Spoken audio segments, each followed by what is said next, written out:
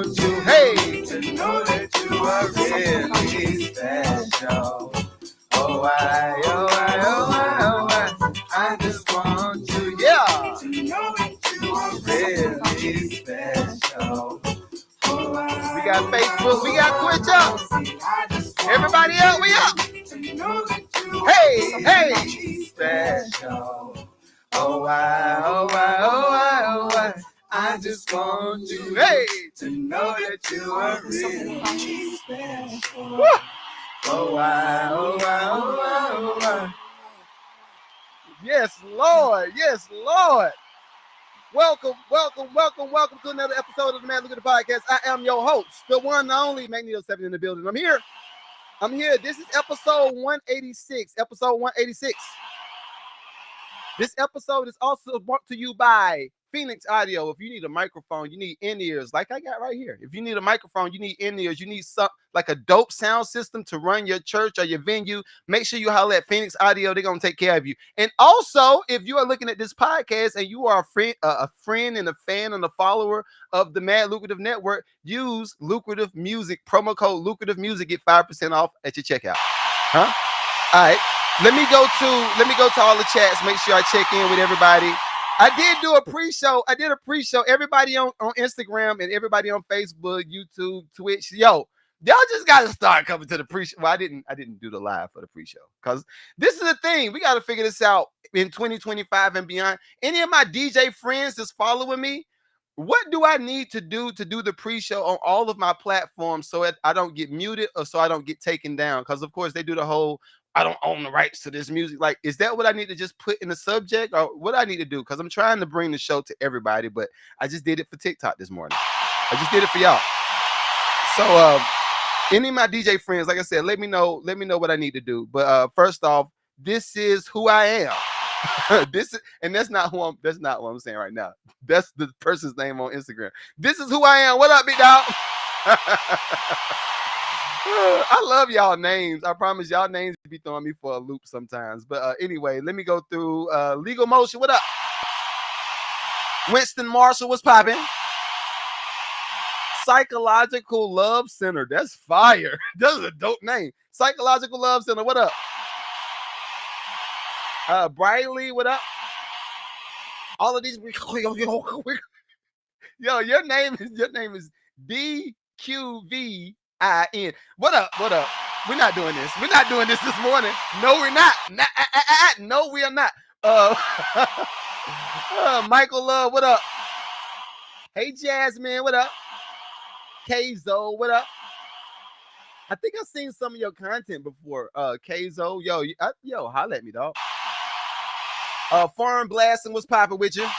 DJ Steve M, what up? DJ Steve M actually followed me too, so shouts out to DJ Steve M. And all the other people, y'all ain't still in the chat, so I ain't gonna call you out. If you ain't still in the chat, I'm not calling you out. Diego, what up, big dog?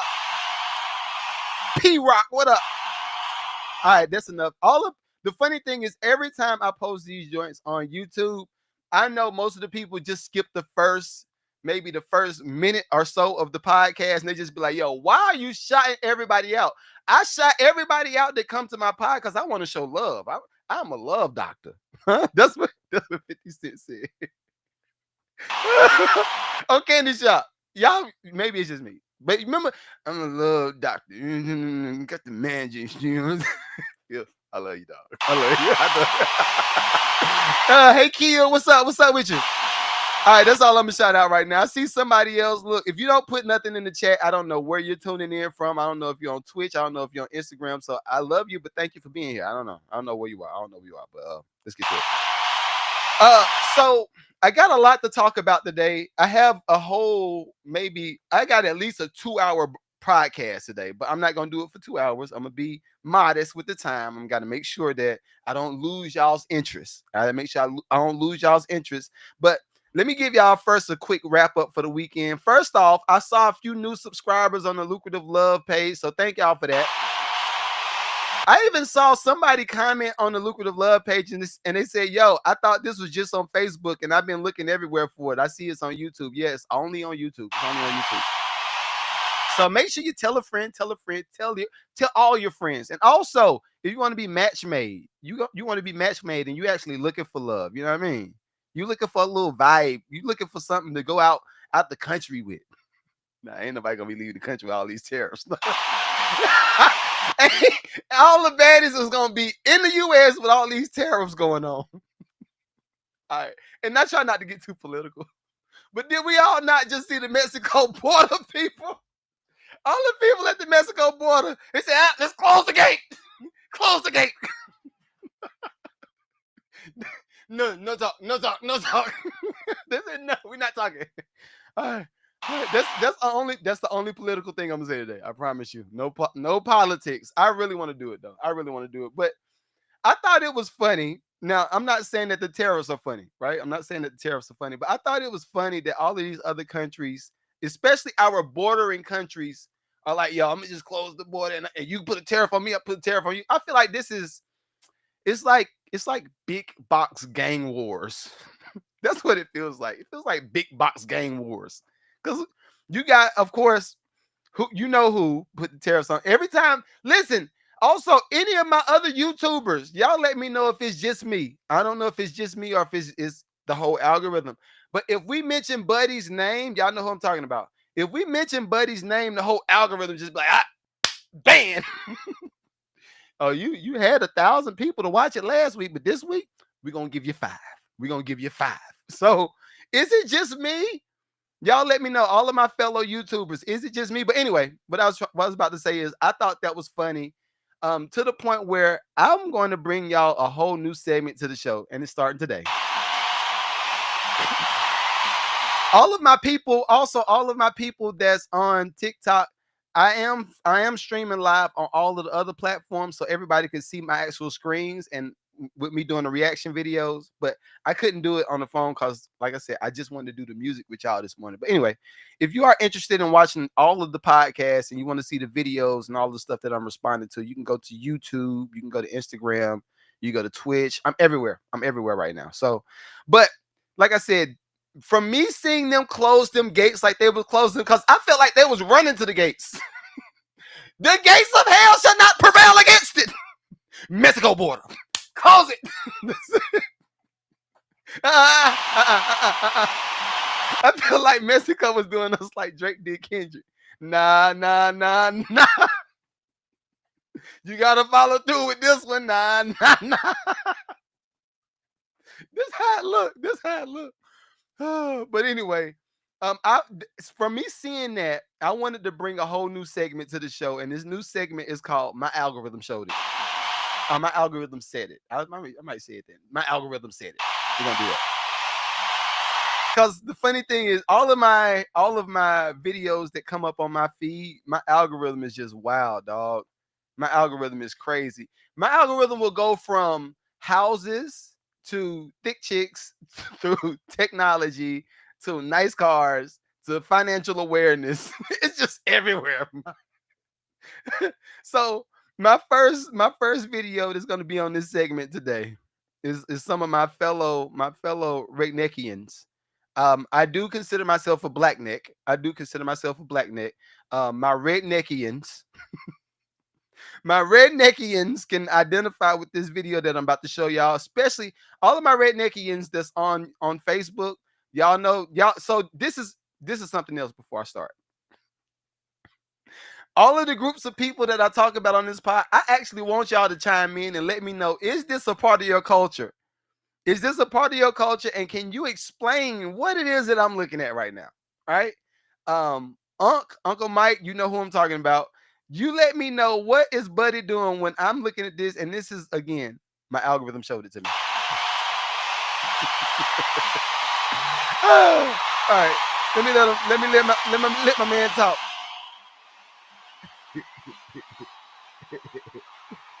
All right. So what y'all are looking at now, this is a video of a man burning down woods. Know what you doing? Yeah, I know what I'm doing. I've been doing this for 50 years. Yeah, we're getting these turkeys right. Gotta get the turkeys right, don't we, Willie? Gotta get it right. Clean this land up. Don't get none of that on your feet now. I ain't worried about my feet. I'm just Hold on. trying to get this done. Before we're going up the road. Well, that drip torch heavy in it, son.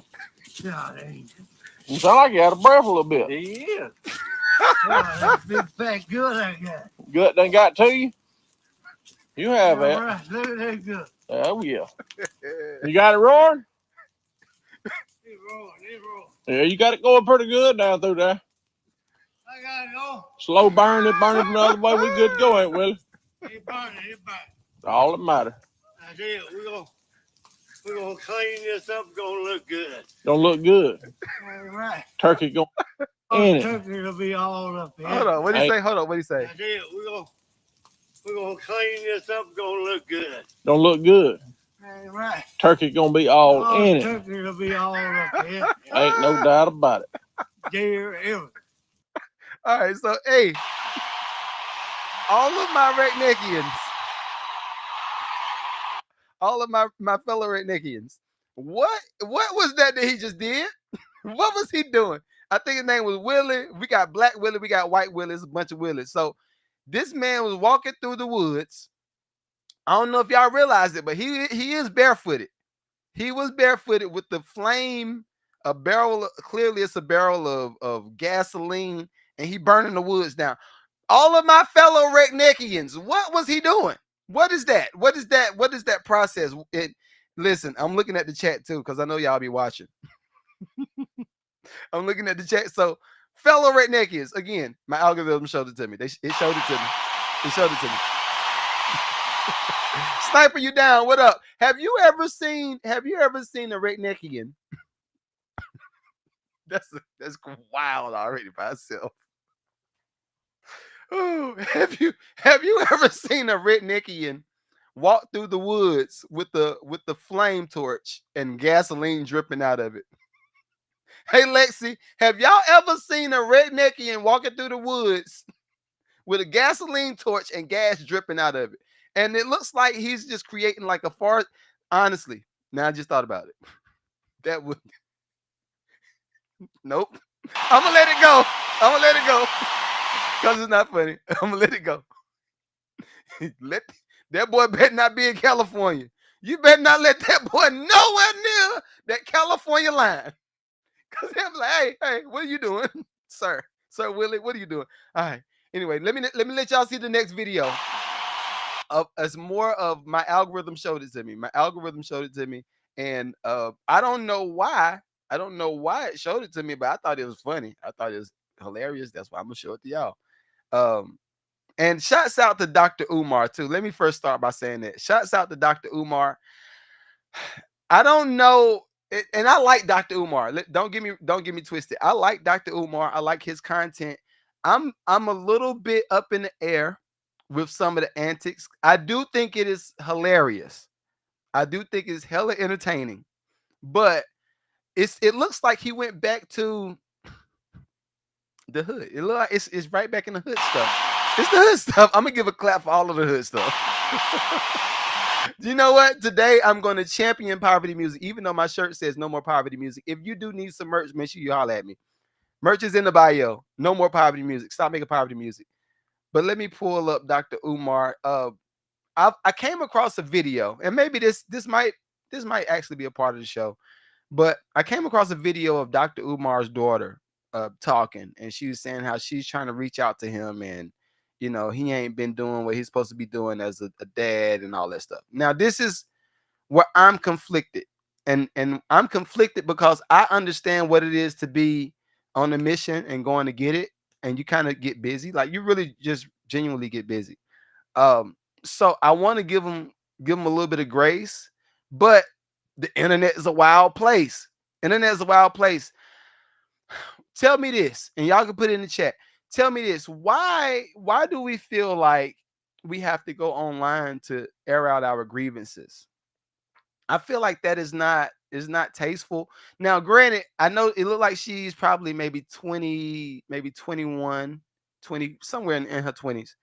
And I'm talking about Dr. Umar's daughter. But it's just like we're going to go back and forth online. And then for me, I'm going to put some of this on him because I don't agree with him responding to her online And maybe he responded to her online because she aired it out online, so it's like his get back. But anyway, I feel like when it comes to certain family things, that just need to stay in the house. They need to stay in the house. So we're gonna let her talk, and then we're gonna respond to it because I'm conflicted. What y'all think? What y'all think? Because I'm just let's let her talk. Bring them up. Bring them up. Bring them both up. Bring them to the stage. All right. Let's see. Zach, so I just wanted to come on here with a small, short announcement. I just want to start this video off by saying I'm not trying to get clout. I literally just I ain't gonna front. She looked like him with the hands, her whole mannerisms, and how she do. Yeah, she looked like him. That's his seed. want to have a conversation with my father. Okay. My biological father is Dr. Umar. He has another daughter. I tried to contact him about, getting to know my sister on my dad's side. Okay. I asked him if he knows her or if he has her number. He ignored me and never responded. I'm 22 years old now. My dad has never 22. been to anything important, no graduation, no birthday parties, nothing. He has not been in my life. All right. This is something. This is something I want to bring out. It's not funny. Nope. Not gonna laugh. Nope. All right. This is the thing. All right. I don't know what's worse. I don't know what's worse. And y'all can chime in too. What's worse? To see your dad on all of these platforms. You're at the top of your game as far as speakers and being Pan-African. Pan-Africanism, my brothers, Pan-Africanism, Pan-Africanism. Like, I don't know what's worse, to see him doing all of this stuff and not being able to contact him, or you have a bum for a dad and you never see him online. And it's just like, he ain't been there and I don't see him, so we good. Y'all let me know what y'all think. What y'all think? Again, I'm not making this video to bash him. I'm making this video to state facts. Okay. Okay? You can't get on Instagram and get on social media and portray to be an activist and talk about how black kings need to be with black women, but you're not even in your black woman's daughter's life. Hey TikTok, so I just wanted to come Okay. on. It doesn't make sense. You're being a hypocrite, and it's frustrating because My first question is, what is the mom like? What's her relationship with Dr. Umar? Was How was her mom's relationship with Dr. Umar? Is she one of the hood chicks? It's like, I don't want to hear from you. What is the relationship like? Because it feels like, and this is why I like to do some of these subjects on the regular podcast and not on Lucrative Love, because I can talk about it from a man's standpoint. But it seems like it seems like the mom kind of sheltered the relationship between Dr. Umar and them. And then over time, the daughter has grown up and Dr. Umar has just kept going. He might have paid child support the whole time and handled his responsibilities from a legal standpoint and doing all the stuff that he's supposed to do on that side. But maybe the relational equity is not there. Maybe that's what it is. I I don't know. reached out to you. I reached out to you. I shouldn't have had to do that. I'm your daughter, but I'm smart enough and logical enough to know that you would never reach out to me because you don't have my phone number. And I'm pretty sure you wouldn't try to reach out to me because for what? I don't want anything out of you. I want nothing but a conversation. Forget the relationship. I really don't care too much about that at this point. I just wanted a conversation out of you and you shut me down. You ignored me. You should never be too busy for your daughter I agree. ever in life. So I just wanted to make this video to just try to, I guess, somehow find my sister. All right. So there's more to it, but I ain't gonna play all that. But my question, I got a few questions. When it comes to the relationship that Dr. Umar has with his daughter, what is it under the guise of? Is it a I come to you because I need you to pay for this, and then once you pay for this, we good. I give you a hug, I give you the love and all that stuff, and then I dip out, or is it a genuine effort on her attempting to build a relationship outside of the needs? Because I think that's something that kind of gets overshadowed, especially when it comes to the men. We get in the space of just providing, and we become okay with uh not being uh tended to in other areas. because you meet this particular need. So everything else is just like, all right, I'm gonna just do what I need to do. Y'all let me know. Y'all let me know. But this is Dr. Umar's response to it, and I knew he was The gonna get. small I knew he was gonna get spicy I got online. family in Philadelphia everywhere, and you've been trying to find me? Stop the cap now. Can we please stop the cap, brothers and sisters? Can we please stop the cap, brothers and sisters? But This is the bad thing. Dr. Umar is a performer. Dr. Umar is a performer. So I mean, I knew he was gonna do something to keep the spice going. say this. The quickest way for you to get blocked or put on the FDMG Book of Negro list. The quickest way for you to get blocked or get put on the FDMG Book of Negro list, if you mind my personal business. I don't care who you are. I strongly recommend you mind your business, because if you don't, you will be blocked. So now I'm wondering, is he responding to somebody? He's responding to somebody. All right, yeah, okay. He's not. It's not about him and his. Okay, is somebody responding to him about his daughter's? Okay, got you. But this response is not to his daughter. I'm reading in the chat too. This response is not about his daughter. Just making sure it's clear. Put in the Book of Negroes. Oh no. Oh You said no. Okay, great. Thank you. no.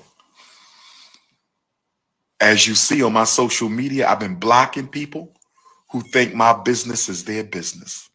And if I block you, you automatically in the Book of Negroes. I got fam. I'm open to the conversation. Where is Mama Smurf at? Get daughter Smurf and Mama Smurf. And you see the smirk. That's the point I'm talking about right there. It's something that ain't being told. And then Papa Smurf, and we're gonna have a nice conversation in front of the world. Let's get to the bottom of this. And I'm gonna bring white man paperwork. Oh yes, I have all of my white man paperwork. So, baby Smurf, please get Mama Smurf, and Papa Smurf is gonna pull up, and let's have the conversation. Okay? Okay? Let's have a conversation for the whole world. That's all we got to do. No, you don't. You don't have to do it for the whole world, Dr. Umar. You don't. But I thought that his response was tasteful. I do understand. That the daughter may be having issues, especially again. I believe if Dr. Umar was not in the limelight like he is, then this would not be a whole situation. But being that he's in the limelight, and unfortunately, this is what I want to also say, y'all.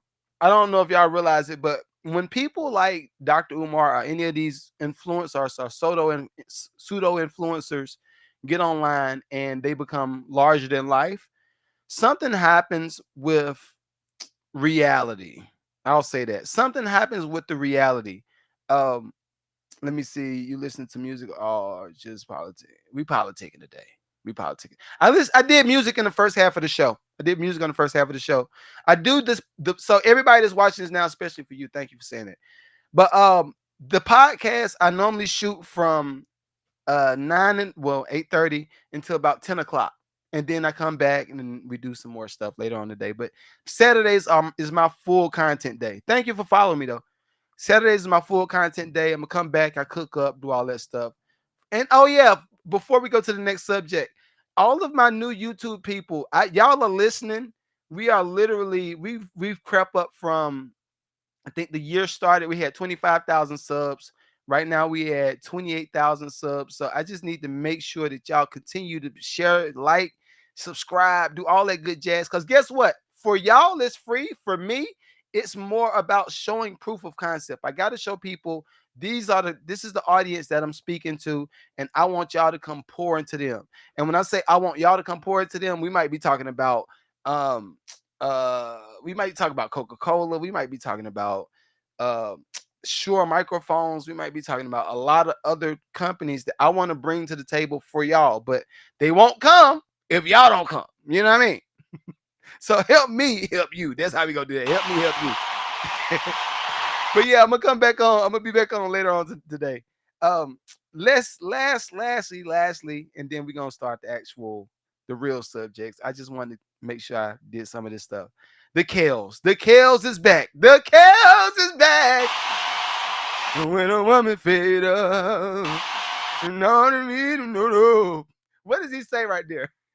Somebody didn't listen to R. Kelly. What does he say in that middle part? When a woman fade up, right here. Run around the moon, it ain't nothing you can do about it. Nothing you can do about it. Nothing you can do about it. All right. That's it. But the Kales has tuned in on somebody's podcast, and he brought some value to the table. And it brings me to my last topics, and it actually opens up the conversation for the money side and the relationship side of music. And when I say the relationship side, I'm talking about the relationship that artists have with their fan base. The relationship that artists have with their fan base. I think that is severely undervalued right now. It's severely undervalued. So let me play this. Oh, hello. Hello, I was called and told to sing happy birthday to somebody. What's up? They still told her. They still want the boy. The Kales are still that man. Hold You. Great, I'm great. You ready? Hold up. First off, how you gonna ask how are you? My boy's locked up. How do you think he's doing? Huh? It had to be the white girl. If it's not a white girl, are they both white girls? Or are they just like super light skin? Anyway. Oh, you gonna sing to us? Okay. We are ready. We're ready. Yeah, she said, okay. Standing here looking in the mirror, saying damn to myself. I should have known the day would come. She would find somebody else. And all the things I took her through, shit, I shouldn't have lasted this long. Now I'm at this telephone booth, literally calling Tyrone when a woman said, Hey. My boy still got it. Oh, it ain't nothing you can do about it. Nothing you can do. Hello. Are you able to continue singing in there and doing what you do best? Well, singing is a beautiful disease. That's uncurable. That's not gonna... Oh, that's a bar. Did y'all just hear what he said? Singing is an uncurable disease. Yo, that's a whole... That boy is a barsmith, dog. Kelly said singing is an uncurable disease. I like to add to it, music is an uncurable disease. When you get started, you just locked in. It's there. Stop singing. Right. I don't care where I'm at, I'm alive. So I'm always singing. I'm always writing. I've written like 25 albums since I've been in here. So, and right now I'm just working on getting back to what it is God gave me my talent to do. Right. That's what I'm waiting on right now. That's what I'm working on right now, which is coming really good. So, are you able? Listen, man, I'm gonna give Kales a clap, dog. The Kales still got it. So that brings me to my first topic, my real first topic. How do we feel about Kelly? That's the first one. And then how do we feel about him coming home getting out of jail? When I say how do we feel about Kelly, the first topic is like how do we feel about his creative and his talent? Do we feel like all of the stuff he's did kind of eliminated the value? And do we think if Kales now what's his sentence? Let's look that up right quick.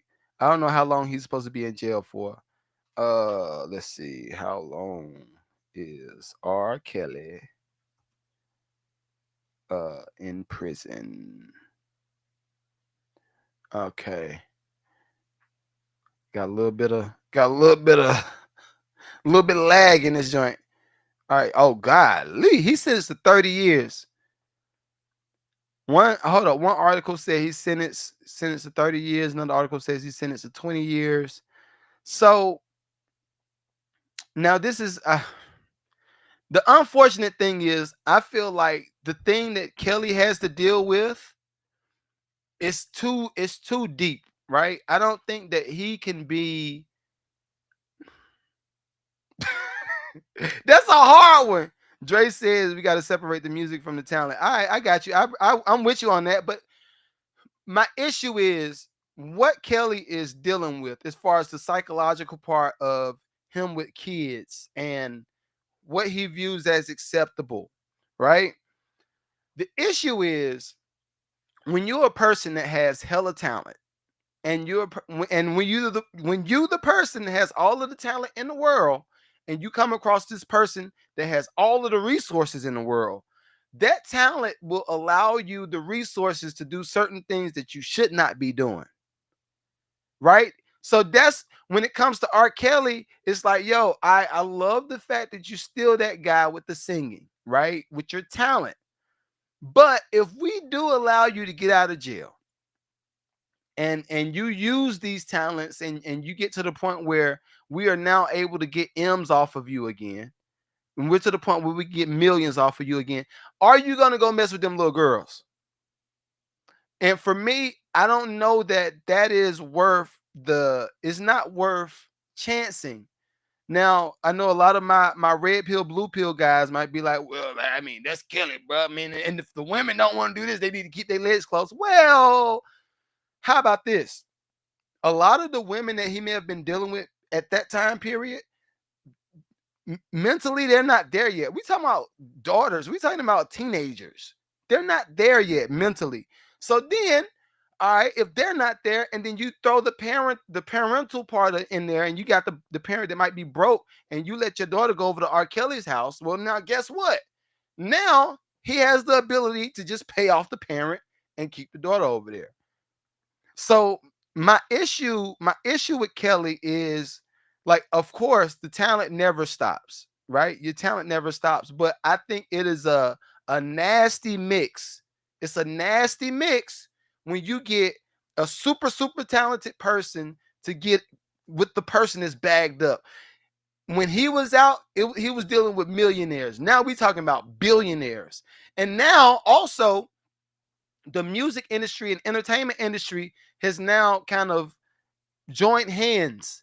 So all of the content that we see and that's in the current cycle over and over on social media, all of this stuff is just mixed together.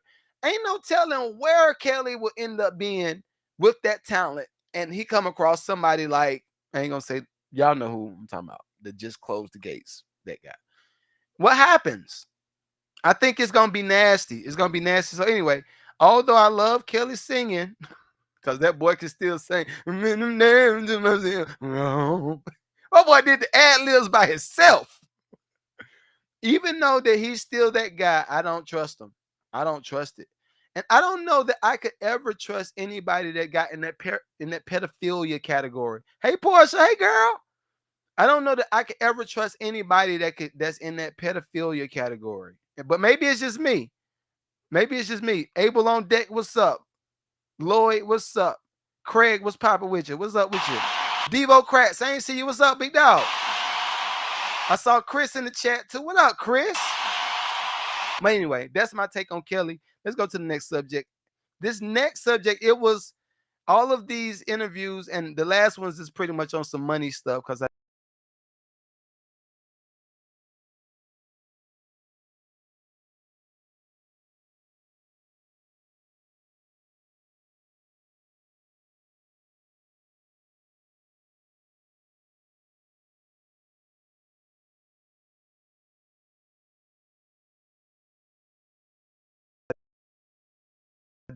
also I almost forgot.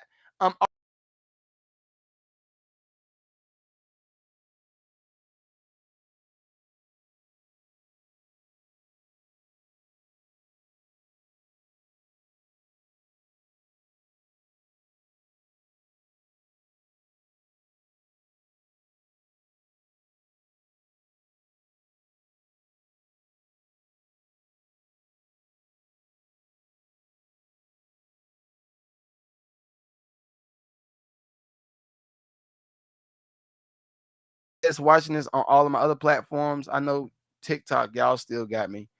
But I got a little lag going on Facebook and all the other platforms. So give me 1 second, y'all. Give me 1 second. But this next clip, it was the one, the only, the main GOAT, And I don't care what Cat Williams say. Ain't nothing you can say to make me hate Kevin Hart. Ain't nothing you can say to make me hate Kevin Hart. But Kevin Hart was recently on the Breakfast Club, and he was talking about his career and leveling up and always be on the move and always growing. So I definitely thought that was a good clip to bring to this pod because I got a lot of musicians and a lot of entrepreneurs that follow me. And I'm gonna let them talk. Let them talk because he got some bars, super bars. All right, here we go. Tell you right now, talent caps out where it is when what you do is all you think you should do. In other words, like if I'm just doing stand-up comedy, and in doing stand-up comedy, I do the theaters and the arenas, okay, I can't do that every year and that's it. Right. It will flatline. It will die down at some point. Maybe not today, maybe not tomorrow, but at some point it will digress. So if you don't offload and you don't figure out, I'm tapping into this and I'm tapping into this, or I'm tapping into that, this thing that's one source of energy that you have, it'll get a little dim. That light ain't gonna fucking flicker the same. So if they don't tap into each other and figure out the way to make each other a valuable resource and asset, it will tap out. We're assets to one another. Like, say what you want, me and The Rock are assets to one another, man. DJ and I will get on the phone. We talk now. Hey, man, it's time for us to do something. We got to figure out the next thing. I don't want to be the only source of energy. That's the only way that you continue to move forward. Writers, producers, I want to work with you. Kai, you're doing amazing shit in this streaming space, man. I got some shit to show you. I'm going to work with you. Like, you got to tap in. Right. That's what people are afraid to do. And they're afraid to do it, especially in our culture, because we feel like there can only be one. That's right. That's some good ass advice too, though. Because I think that's very good advice. Hold on. Let me get one. That's very good advice. I would like to add to some of what he was saying, especially for my creative people. What I've noticed is a lot of the times we feel like we have to be in competition. And I don't know if he got to that point in the interview. I'm gonna go back and watch the full interview because it sounded like he was cooking. But I don't know that we understand that it's not necessary to compete. It's not necessary to compete. Mr. Prime says, can we talk about that a little? Yes, sir. Yes, sir. But this how I look at things too. All right. And this is something that I want to pull out because Kevin Hart is who Kevin Hart is. Of course, we all had all of the jokes going, and everybody was talking about his issue with Cat Williams, right? That was all of 2024. And I think at some point Kevin Hart made a joke about it, and I think he even said me and Cat could work on something, right? I even think he said something like that. But anyway, I think for so long everybody feels like they have to compete, and if you feel like you got to compete, then what happens when you win? All right, let's just say that. Let's say everybody, especially in the creative space, I understand how it is to compete against somebody when it comes to business, right? If you got Aquafina against the this water, if you got Aquafina against that water, and then you got Coca-Cola against Pepsi, and it's a competition between market share, who can get the most out for the bang for the buck, who can get the most customers. I get that, right? I understand it. But when it comes to creative people, there's no need to compete. There's no need for creative people to compete, because when you're competing and you actually win, you just pissed off. You just pissed off half the whole economy of musicians. And now when you start to get on your decline, like Kevin Hart was talking about, don't nobody want to F with you. Nobody wants to rock with you when you get on your decline, because you stepped and you pissed on everybody and you pissed off everybody on your way up to the climb.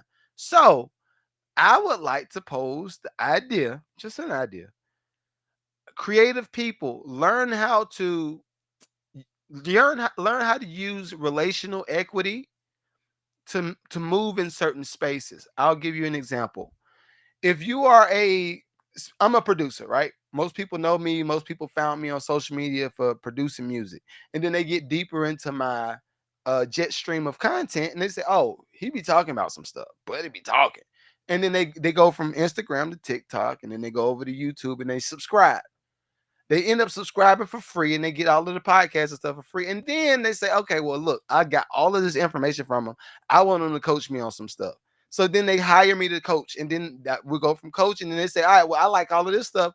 What if we do some type of partnership? And this, keep in mind, all of this is just from the standpoint of we've now built relational equity with each other. It's not a one-sided, one-way situation, because this is one thing I think has been an issue as far as me and other musicians. Sometimes musicians overlook the process. Sometimes musicians overlook the process. Hold on, let me drink your water. Get you some water. I gotta get some water. There we go.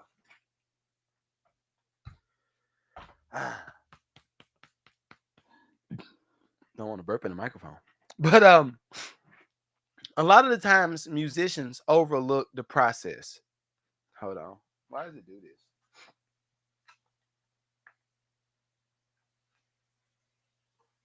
Hold up, y'all. I'm trying to do a little thing on TikTok, trying to slide a little checkerboard piece. All right, there we go. Or the puzzle piece. But I notice a lot of musicians will downplay somebody else's process because it's not the way they want it to be. What I mean by that is this. If you are a singer, let's go to the rappers. Rappers is a really good example. Let's say you're a rapper and you need somebody to do promo with you. You need somebody to post your content. You need somebody to help you find events to go to. You need them to help you find different networking things to just be a part of so you can now expand your brand. What they don't understand is a lot of the times that is a PR company's job. That is the job of that PR company, which means that is the livelihood of the company that does the thing that you need them to do. That's their livelihood. That is their 9 to 5. I notice a lot of musicians get angry or they get mad when a lot of PR companies say, well, look, I charge $300. I charge $500. I charge $1,000 for the month. And in that month, I'm going to help you get at this event that's doing this big mixer. And at this mixer, you'll see all of these CEOs. And those CEOs have the ability to fund this project for you. Right. And then outside of that, I'm also send you over to this brunching. And while you're at this brunching, you'll meet so-and-so, so-and-so, so-and-so, and they'll be able to help you with this part of your career. But my personal fee is $500 for the month. And then I notice a lot of artists just get pissed off. They get angry. And I'm just like, yo, why are you getting angry at this person's job? That is the thing that they do. Right? Why do you get angry? And then I notice a lot of producers get in a space where they feel like they don't want to put stuff on socials, or they feel like they don't want to, which I'm about to stop. I think this is my last weekend I'm gonna do it, but I'm different. But a lot of producers take their beats off of these different websites as far as for leasing, because they start to realize it's not no real money in the lease. Is more money on the back end for the artist and the producer. And I'm gonna get that. Come back a little bit later. Come back a little bit later, because I'm gonna go live when we're doing the 30 for 30. So I love to chop it up with you. Prime says, Oh, but anyway. I notice a lot of producers just start to get angry and they say, well, these artists ain't got no money, they don't want to buy no beats. These niggas just broke. And that's just like, you have to understand the nature of the business. All of my new producers, y'all have to understand the nature of the business. The nature of the business has always been you do a lot of this stuff up front, give,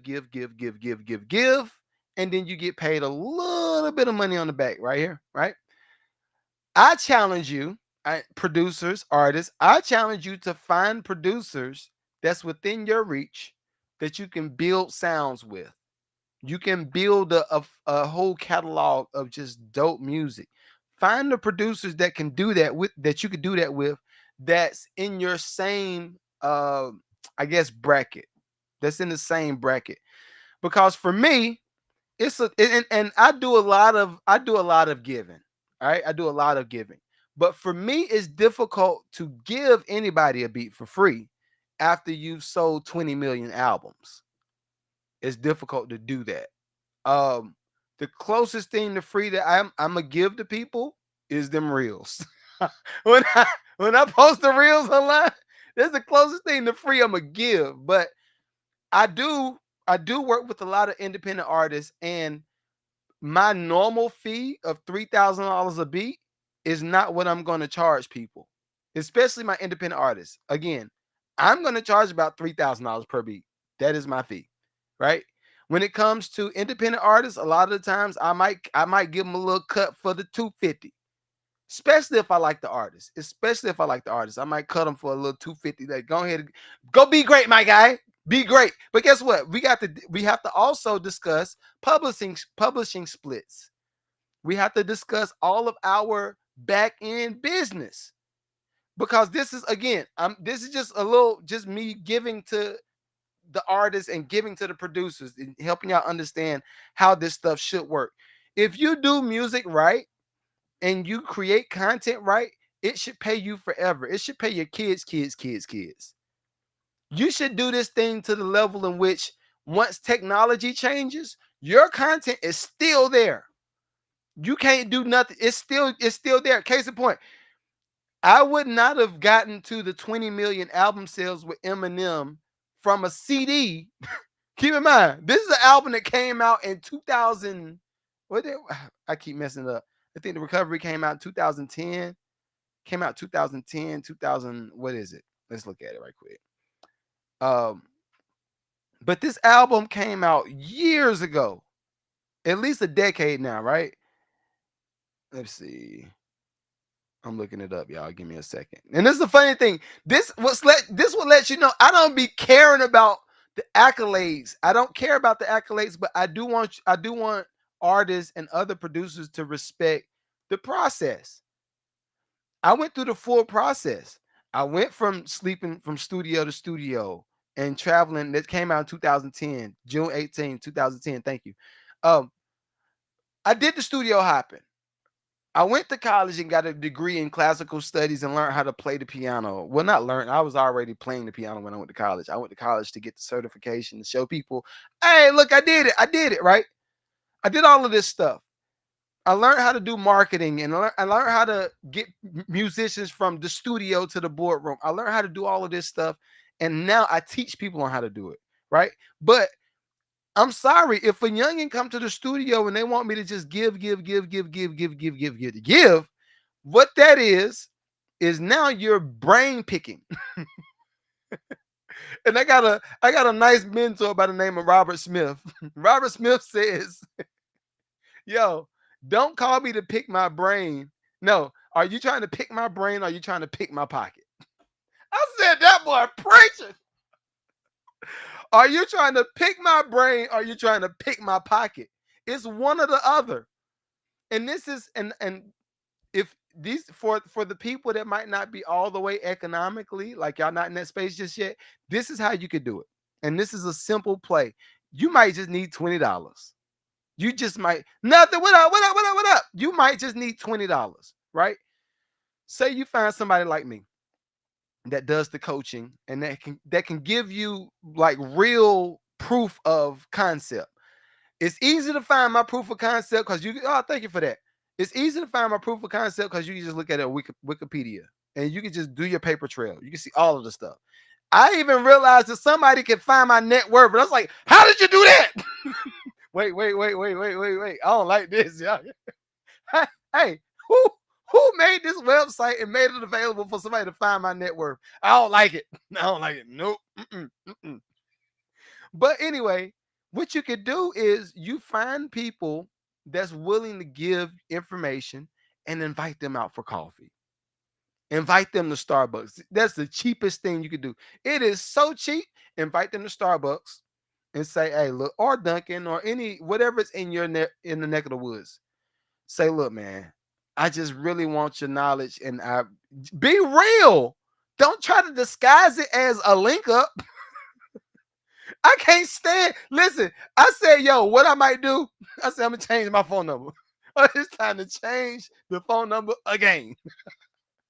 I remember at one point when I was heavy doing music business stuff only. I think I changed my phone number probably 4 or 5. I could at least in Atlanta, I probably had changed my number about 2 times. 2 times in Atlanta, and then maybe 2 times in North Carolina. So it's 4 times total. But anyway, I don't believe in nickel and diming people for information.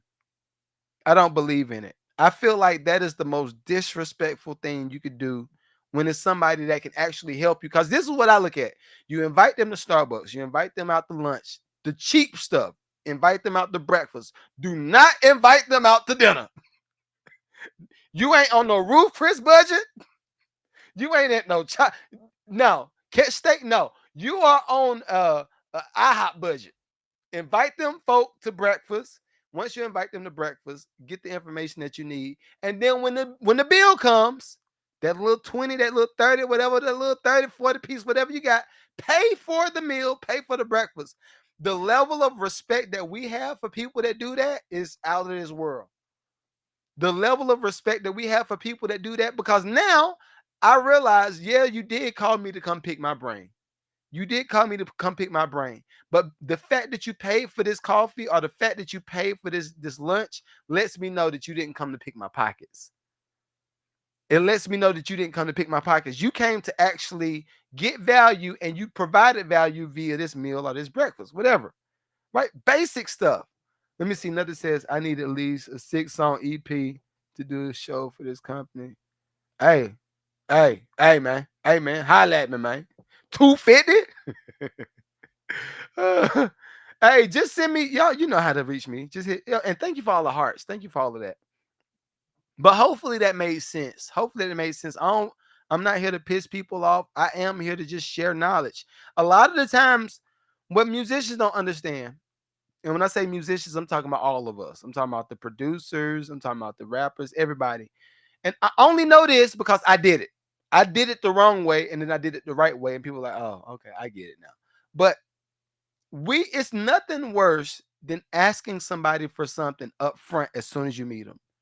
We hate that stuff. We don't want to. If you have, and this is somebody that sent me a message, and I don't even know who it was, but sent me a message and wanted me to listen to stuff, knowing that I do music reviews, and my music reviews, and I charge for the cheap on music reviews, and I give sauce out during music reviews. I think music reviews was like $10, something like that, $10 or $20, something like that. You text me because you had my old number and want my expert advice. The information that I've learned from the last, I think I knew you 8-9 years ago. The information that I have now is not the information that I had then.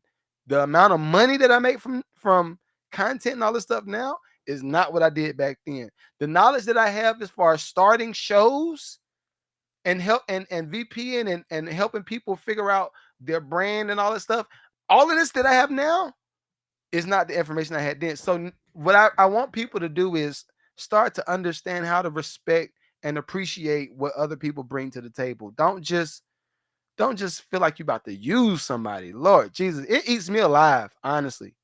That pisses me off. I can't stand when somebody just want to use somebody. But anyway, my last subject. Oh.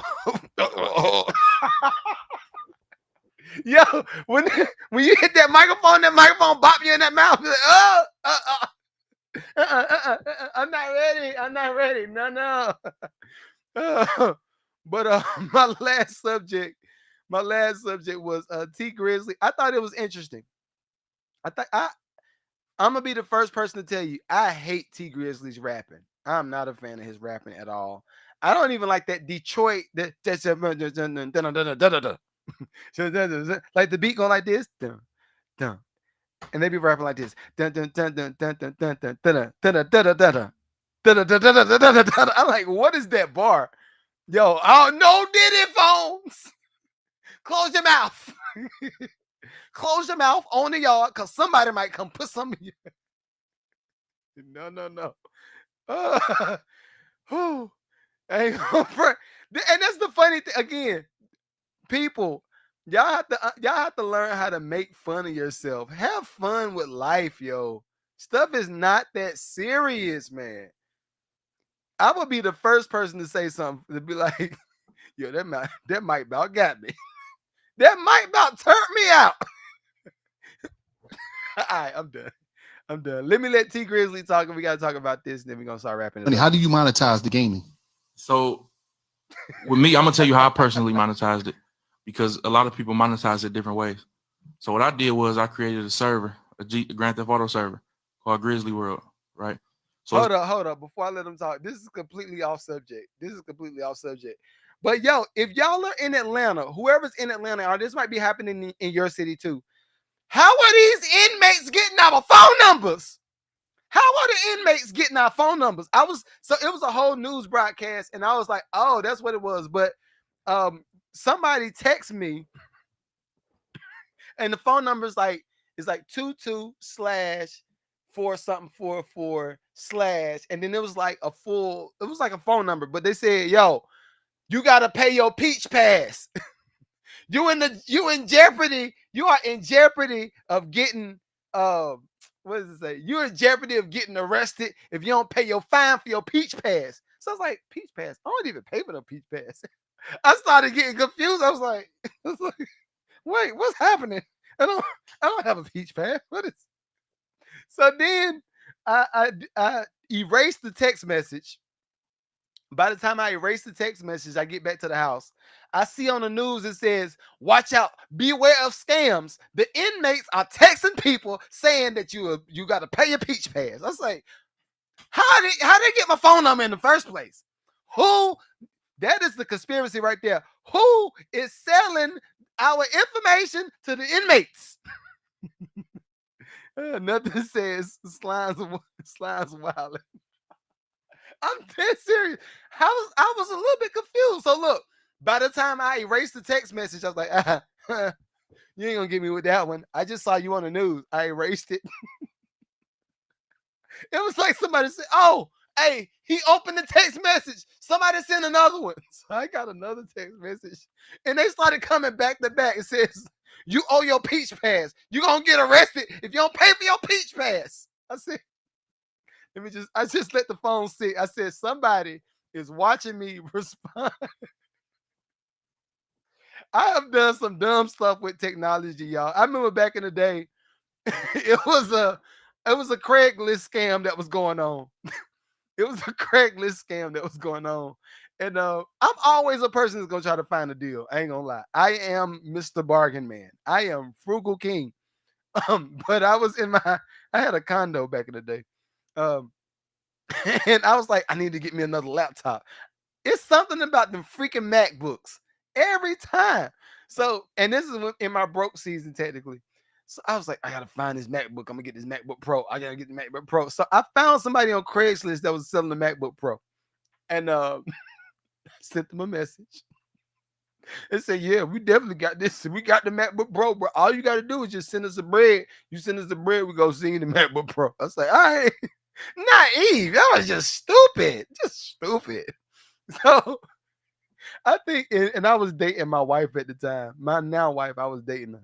I think she even said something like, fellas, ain't gonna front. You got to listen to your wives sometimes. Sometimes you got to listen to them. They be all right. They be hitting sometimes. Now we almost 15 years. This year be 15 years. Let me give us a clap, man. Let me give us a clap. Clap for black love. You know what I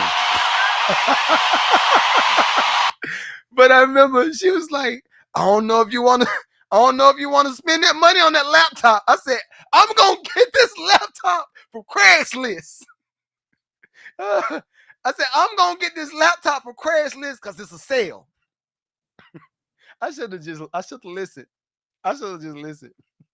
So I sent these folks, they were like $500. They said, look, what you got to do, you got to make sure you go to Western Union. You go to Western Union. As soon as you send the money through Western Union, then you got to send me the tracking code. As soon as I get the tracking code, I'm going to make sure I see the laptop. I said, all right, that's a good idea. Stupidest idea. You big dummy. me. Just slap, slap, slap. I sent them folk that money. Them mugs went MIA so fast. I said, yo, all right, y'all did it. Y'all did it. Y'all officially did it. Y'all officially did it. Y'all got me. You got me. And I feel like I did it again. Yo, y'all crooks. Y'all are nasty for what y'all are doing in these streets.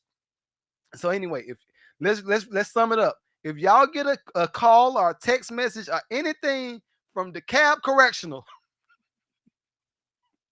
or Fulton Correctional or Guilford County Correctional, don't answer the text message. They're trying to steal from you. They're trying to rob you. I just said it. Now watch, somebody's still gonna respond. Somebody gonna respond. Yo, I got a peach pass. I didn't even realize I owe my peach pass. How much is it?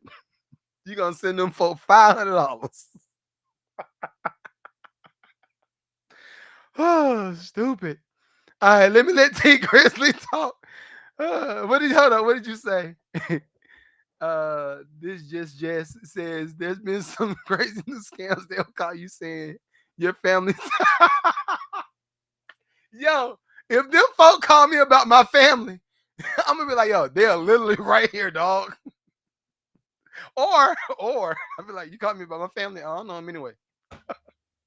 I ain't got nothing to do with whatever y'all got going on is on y'all, big dog. That ain't got nothing to do with me. Nito, you ain't ish. I'm not. I'm not. You right.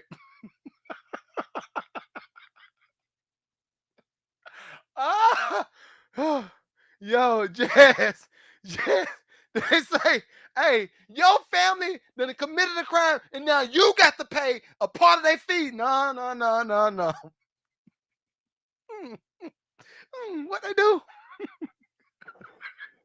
I'm the person of logic. I am the person of logic. What they do? They did that. You serious? Man, look, man. I'm sorry they did that to you, big dog. What you plan on doing? What do you plan on doing? Because I don't. What you want me to do? They owe you $10,000. Sheesh, man. I hate it for them. So all my family members, if you're watching this podcast, I'm letting you know off the rip, including my daughters. If you go out here and do something stupid, I ain't got your back. I am snitching. I'm gonna say, hey, I'm gonna pick up, hey, 12, hey. What we need to do, my family member did something. They owe these criminals. Oh, I'm supposed to be talking about money. Oh, Jesus. I'm just saying, don't come to me for the bailout. I'm not gonna do it. Look, hey, 12. What happened was somebody called me and said my family member owed them $10,000, and I don't know what to do. Can you go help them? Done. Now both of y'all just get locked up.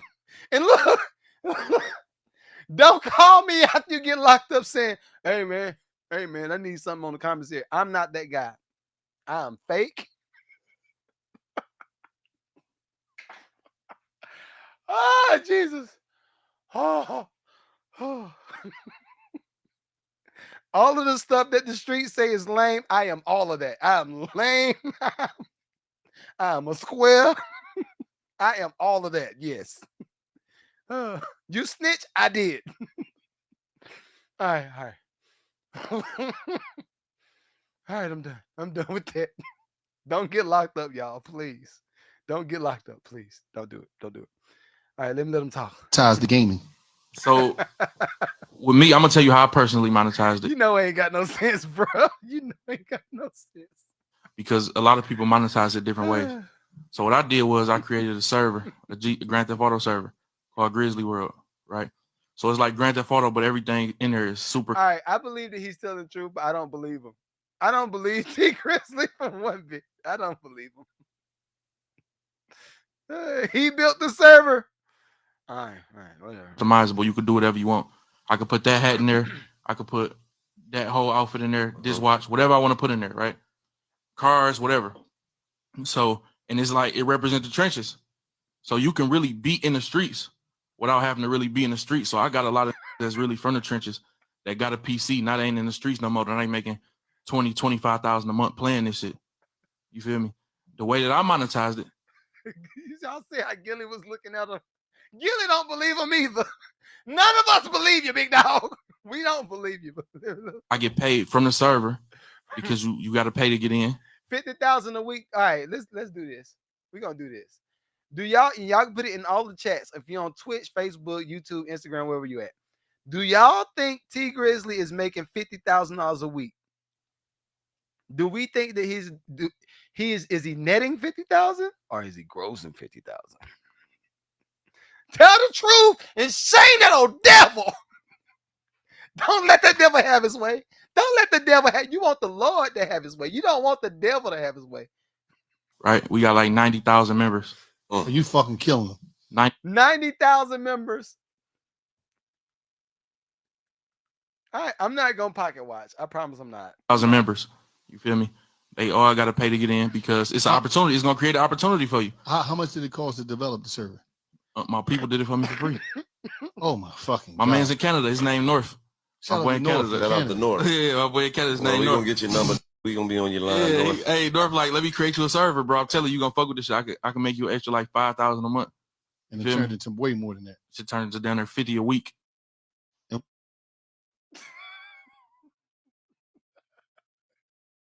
Hey, wrap it up.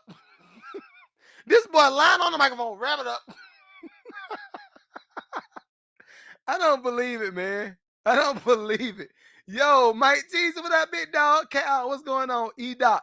Do we really think that T Grizzly is making 50,000 a week? And do we also, I'm fact checking all, I feel like, what's that dude's name? He's another YouTuber. Pocket Watching JT. He is hilarious. He was getting all of the content creators that was yo. All right, so nothing says he owes 50 from his deal. All right, so this is the thing. Why is this man getting on listen, that's why I don't interview people. That's exactly why I don't be interviewing people on my podcast. Like, yo, don't get out here and lie to these folks. I interviewed one person, and y'all can go back and look at like old episodes of the podcast, right? But it was one particular person that came down to Atlanta. I was excited too. Fresh new pup. I was a fresh new pup in the podcast industry. You know, now I'm 186 episodes in, right? And that's not counting all of my lives, and that's not counting all my secondary podcasts that I shoot. But when I was a fresh pup, I think I was about 20, maybe 30 episodes in, somebody came down from a particular city to Atlanta, and he was posturing himself as the $1 million whatever flipper. I can't tell y'all what it is. And I'm not talking about Ramon Toots. Ramon Toots is a real one. So y'all look through other episodes, y'all will know who I'm talking about. But dude came to the studio and showed me the Lambo. He got the Lambo. We riding big. I was like, okay, we doing it, big dog. All right. I'm a person, even if I can afford certain things, I probably won't buy it. That's just my nature. I don't do that. I'm not a stunner. But anyway, he came down to Atlanta. He said, yeah, I got the Lambo. I got the Bentley truck. I think he also had something else, whatever it was, right? Nice house on the lake. And I said, all right, well, how did you get all of this stuff? How? So he started telling me how he got the stuff. He said, well, what I did first, I went and I started this commerce business. I started making money online. And when I was making money online, look at it. No. This is a recorded episode, and I'm not gonna say that.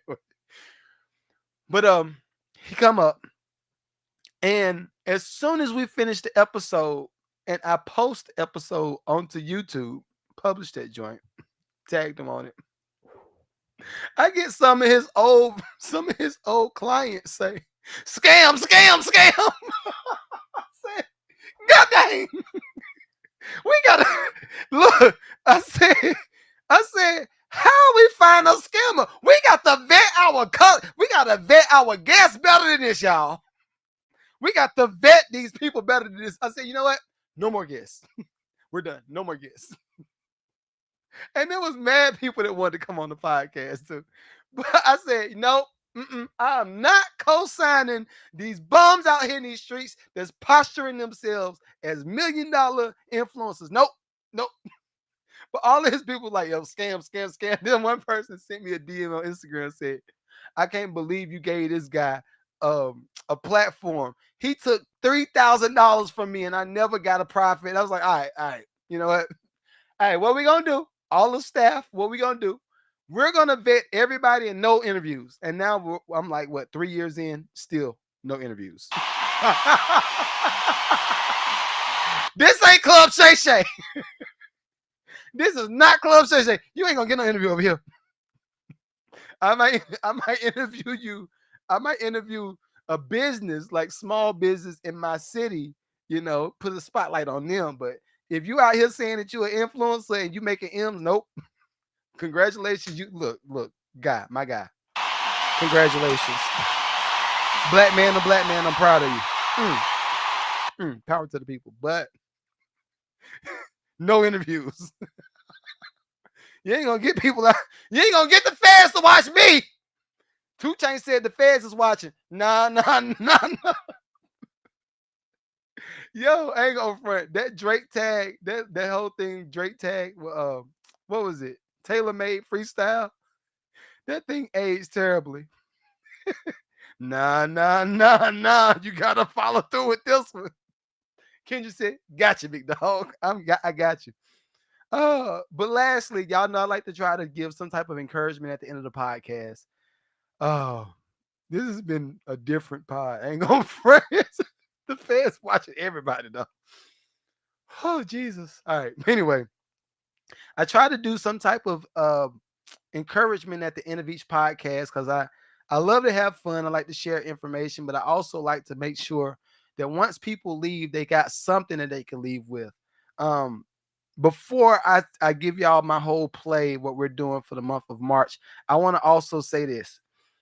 And it's just little small keywords, little things that come out, and I'm just not summoning it, but just my thought pattern, right? Just my thought pattern. This week, I was thinking of the idea of manifestation. Now, the man in me hates the word manifestation. I hate it with a passion because I feel like a lot of my artsy people use the word manifestation with the inkling that you don't have to do work. When you're manifesting something, you're actually going to manifest and materialize what you're trying to do through the work, right? So I want people just to go leave this pod and say, all right, I want to manifest through mindset and action. I want to manifest through mindset and action. I was trying to read what you said. Can we call it segment? Yeah, I'm cool with that. We can call it that. But I like how people get in the middle of doing the work and then the jewels just start to drop, right? I am one of those people. Nothing in my life has ever come for free. Nothing in my life has ever been a handout. Everything has always come at the cost of something. When I was younger, I used to feel like somebody always had a vendetta against me. I used to feel like, I can't catch a break, right? Why does this always happen? It happened for them. And my peer groups are giants. All of my peer groups are giants. In the real estate side of things, like I've talked about, Max Maxwell is a giant in that space, in the wholesaling space. We're talking about producers. I remember sessions where I'd be in the studio with DJ Mustard and be in the studio with who can't remember the dude's name. What's the dude's name? Not Boy Wonder. I can't think of his name right now, but being in the studio with all of these people that are currently now giants. And I would always question, like, why did my stuff not do like their stuff do? Right. And sizing it up. But then what happens is at some point in time, you deal with your own personal insecurities and you realize your frequency that you bring to the table pushed all of those concepts of success away. Your frequency, right? If you are a person that always tends to negative energy and negative people, it's going to be very hard for you to manifest all of this positive stuff to come into your life. It don't work that way. It don't work that way. So what I would like for people to do, and now I'm working on, golly, probably 5-6 years, 2020. So yeah, right at 6 years. We're working on 6 years. Where I don't listen to the radio in my car. When you get in my truck, I don't, even if I'm on a road trip, I don't listen to the radio. I don't do it. Because what I've learned is the music that I create comes from within. The music I create comes within. The music that's within comes from my environment and my atmosphere. Again, the music that I create comes from within, and the stuff that's from within comes from my environment and my atmosphere. If I don't always feed myself with positive stuff, podcasts, motivational speaking, something to stretch your brain capacity, if you don't do that, you are going to be one of these people that's saying, I'm gonna manifest my blessing for the next 10 years, and you'll never manifest it. You're gonna have to just be talking. I'm gonna manifest. I'm gonna be doing great in 08. In 09, this is my defining year to do whatever I need. In 2010, I'm gonna win. In 2011, I'm going. You see what I'm saying? And for years and for decades, you're gonna keep reciting the same thing over and over, and it's never gonna materialize because you're not changing your mindset and you're not using actions to change the mindset. Turn the radio off. Turn the TV off. If Myron Golden says, and that's a little bit drastic for me, I can't do it. But Myron Golden says, if you make under $50,000 a month, then you should not be watching TV. I wouldn't be that drastic, but I would definitely say keep strong parameters around the things that you think about. Keep strong parameters around the friends that you allow in your space. Don't just let anybody come in your space and feed you subliminally, by the way. Subliminally, by the way. A lot of people are coming to your space that really mean you well, and they try to feed you stuff, right? Because they think they're helping you. But they don't realize the more that they feed you, the further away you get from the thing that you should be doing. Whether that's a passion, whether that's a business idea, whatever it is, the more you allow them to feed you their bad energy, guess what? Now, subliminally, a lot of people do these things without even knowing it. I don't believe that people are coming into other people's, what up, Goliath? I don't believe that a lot of people are coming into other people's space and say, well, I don't believe in your dreams, and I don't think you'll ever make it, and I don't think that that's logical. That dollar amount that you want to make per year, I don't think that's logical. They won't say that. But what they will say is, man, I don't know. Nobody's ever done that. Oh, that house like that house that you said you like, man, that's only for rich people. That ain't for people like us. Subliminally. So again, I would challenge you, get around the people that can feed you the positive energy. Get around people that can feed the new version of yourself. The old version of yourself, if you're happy with it, keep doing what you're doing. But I would challenge you to think like this. If you are sold on the old version of yourself, you are killing any possibilities of future growth. It is a wrap. You may as well bag it up in one of them little Aldi bags, bag it up, seal it, and just keep walking with it. If you don't want to tend to any new future things, if you feel like you've reached your peak as far as learning, it's a wrap. It's a wrap. Sound like Democrats in the house. Exactly. And this is the thing. I would also like to say, it is a thing of, how can I say that? It's different for people to dig within and find answers. And dig within and find, and while you're feeding yourself, digging within and finding answers. And as SZA said, what did SZA say on that interview? What did SZA say? She said, fumble and finding. She's constantly on the quest to fumble and find. And I was like, I like that because truth be told, everything that we do new is going to be from an uncomfortable position. Everything. Because you don't know how to do it. The first time I put up a piece of sheetrock, and my wife will tell you, the first time I put up a piece of sheetrock, I was trash. That joint looked like a little wave. It had a dip in it. I was like, I'm gonna just put some more mud on it, slap some more mud. Meanwhile, a whole bucket later, I done wasted all of this mud on a piece of sheetrock. I said, it looked good. Let me stand back. Let me stand back. Let me stand back. And I stood back, and it looked all right. But guess what? I didn't quit going. I kept going. At some point, and this is what I want creative people to understand. At some point, you will start to manifest the network of people that you need to make that dream happen. At some point, you will manifest that group of people that you need to make that dream happen. But the way you get those people there is from you doing the work. The way you get them there is from you doing the work. So back to my sheetrock example. Had I stopped doing sheetrock at my first time doing sheetrock, and I never would have gotten better at it, for one. I never would have learned the process, for two. And then I never would have found other people that knew how to do sheetrock and say, hey, why you do it like that? Why you do it like that? No, what you need is you need this mud knife. You use this mud knife for this. Then you need a bigger mud knife for this, and then you need this skimmer right here for this. I was like, oh, and they'll give you the whole play. They give you all the tools that you need to make that thing happen.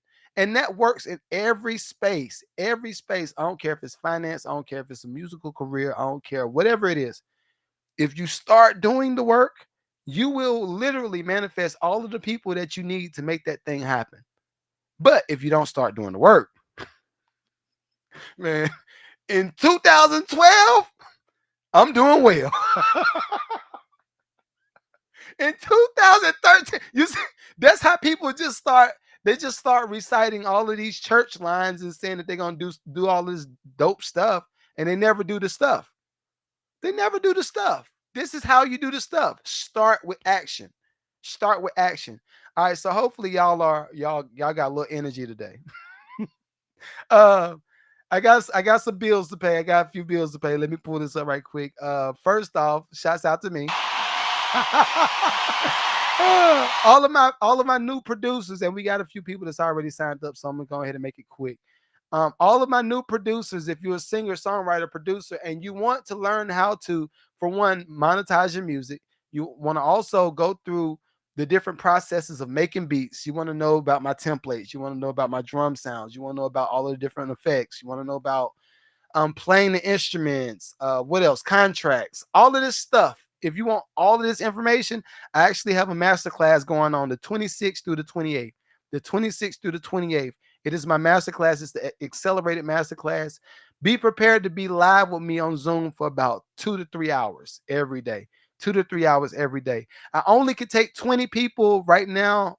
It's 20 slots total, 5 VIP and 15, 5 VIP and 15 general admission.